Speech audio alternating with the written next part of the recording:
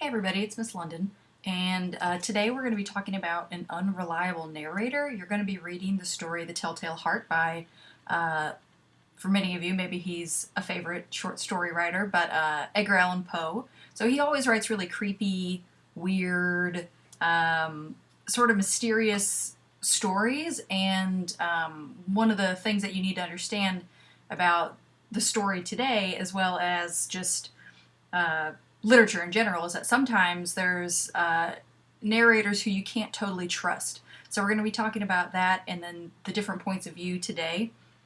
And hopefully by the time that we're finished with this, you will have a better idea of why this story and this narrator seem a little strange. So kind of the things that I want you to be able to do, our learning objectives are, first, you should be able to define the term unreliable narrator by the time you're done. And once you read, provide examples from the Telltale Heart to actually support that. So how do you know that the narrator is not reliable? Second thing, you should be able to cite examples of different points of view. So first person, third person limited, omniscient, what does it mean to be objective, all of those things.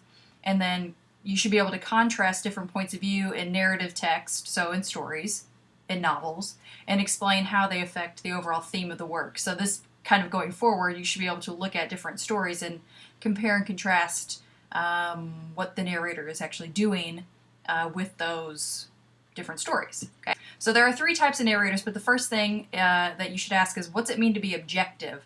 So with the objective point of view, the writer tells what happens without stating more than can be inferred from the story's action and dialogue. The narrator never discloses anything about what the characters think or feel, remaining a detached observer. So kind of the best way to think of this is like a news reporter. So when you read an article in the newspaper, it's supposed to be objective, meaning the reporter goes out, they gather facts, they interview people, and they report literally what they've discovered. And it shouldn't include their opinion. So keep in mind what it means to be objective kind of as we go forward. So there are three different types of narrators that we should have already discussed. First person is when the narrator does participate in the action of the story. Usually it's the main character. We might need to realize that what the narrator is recounting might not be the objective truth, though. So for example, in The Hunger Games, that's a first-person story. Katniss is the one telling us the story. But everything we get from her point of view is only her point of view. So think of like the drama between her and Gale and Peeta. So she kind of casts them as these different types of people, and we don't really get the full picture until the story moves on a little bit. Third person omniscient is a narrator who knows everything about all of the characters and is all-knowing. Think of like a god, somebody who's supposed to be able to see everything and they know everything. And third person limited is when a narrator whose knowledge is limited to one character only, either major or minor, and has a limited omniscient point of view. So they know everything and all the thoughts and feelings of just this one character, but only that one character. So, for example, Harry Potter is an example of a limited third person because the story follows him, but he's not actually the one telling us the story. So, what we're going to do next is I want you to look at some of the pictures that I'm going to show you, and then just try to explain and describe what you see. So this picture that you have right here, stop and take about 30 seconds to talk with a partner about what you think you see in this image.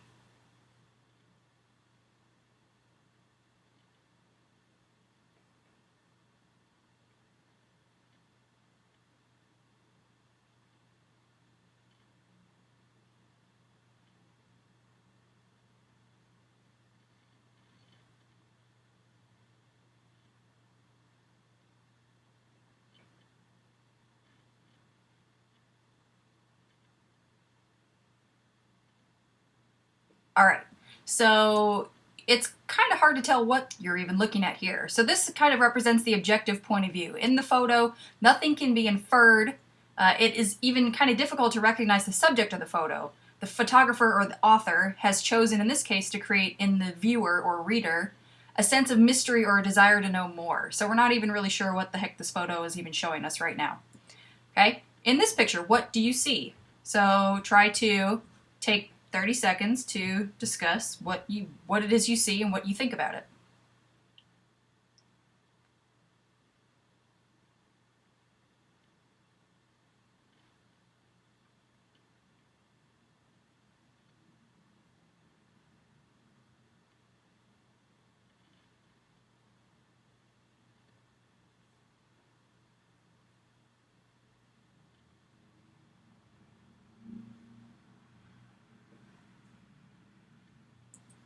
All right. So in this picture, this is kind of like the third person, just in general. So this photo shows a large sculpted nose that has incurred some damage. The viewer or reader can infer that this detail is a part of a much larger, though unseen, statue that is exposed to the elements, that is aging. So considering the statue as a character, the reader begins to learn how the character feels about the damage. So you can tell that the nose is kind of messed up here, but we aren't really sure what the rest of the statue is. Okay? So then in this picture, what do you see? So again, take maybe about 15 seconds to describe. What do you see in this picture?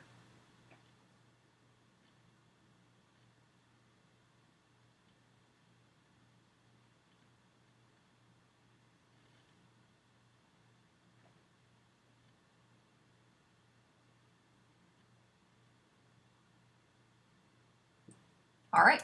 So hopefully this one's a little bit obvious. This is first person. So this is like you are looking out of the statue itself. Here we are looking out from the statue's point of view. And if you can see and look closely, you see two very large twin towers out here. So you can assume that this is a view of New York City. Okay. So what about this statue? What do you see here? So maybe take, again, 20 seconds to discuss what you see here.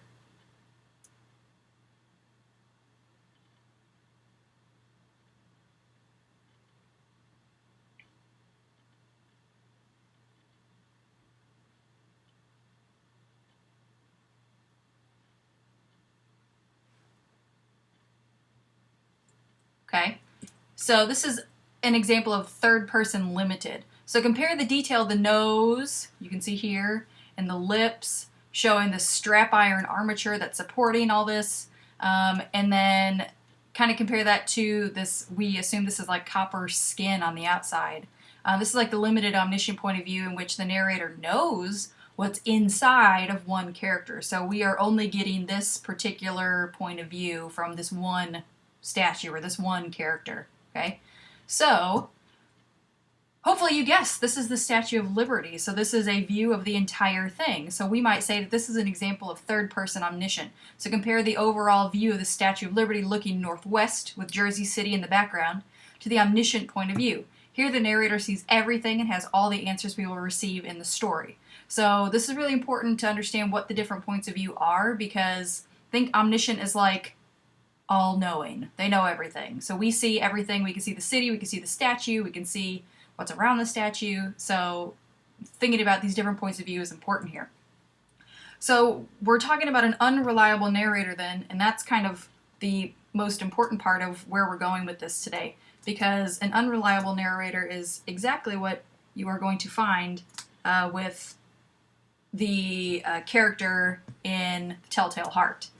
So in fiction, as in life, the unreliable narrator is a narrator who can't be trusted, either from ignorance or maybe self-interest. They only care about themselves. This narrator speaks with a bias. They make mistakes. Maybe they even lie to you as the reader.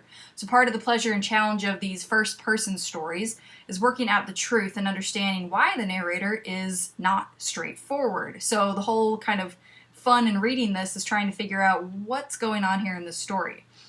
So it's also a really good tool that an author can use, and you can use as a writer yourself, because you're going to be writing your own stories, to create this like aura of authenticity in your work. So it seems real. We know people lie. You lie. Your friends lie. Everybody lies. So why? That's kind of the goal of this. Why we're trying to figure out why these characters are lying. So here's some examples that maybe you're a little more familiar with. So in like The Diary of a Wimpy Kid, you have to suspend your beliefs a little bit because Greg goes on all these wild adventures during the day and goes to bed at like 3 in the morning, and yet he's still writing in his journal entry for that day. So you obviously know maybe he's lying a little bit. So often what he's writing will contradict what you're seeing in the pictures that are in the book too. In A Christmas Story, which is one of my favorite Christmas movies, it's told as like this 40-year-old man recalling events from when he was 9 or so.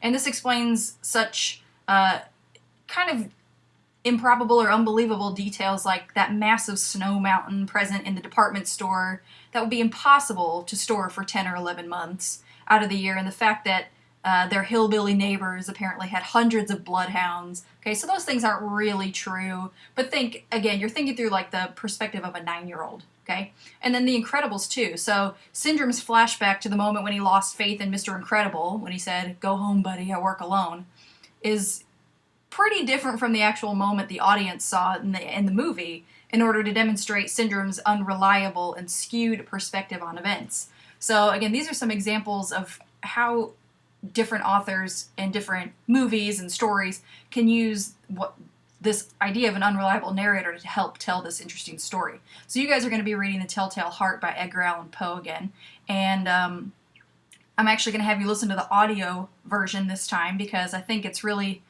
kind of cool to hear it told through this sort of warped mind of the person reading the story. And I think you get a little bit better idea of kind of just how different this narrator is. So you're going to be reading this and then doing some activities that are going to lead up to your storyboard assignment, which you will be learning more about later this week. So if you have any questions, definitely let me know, and I think you're going to like the story a lot. So enjoy!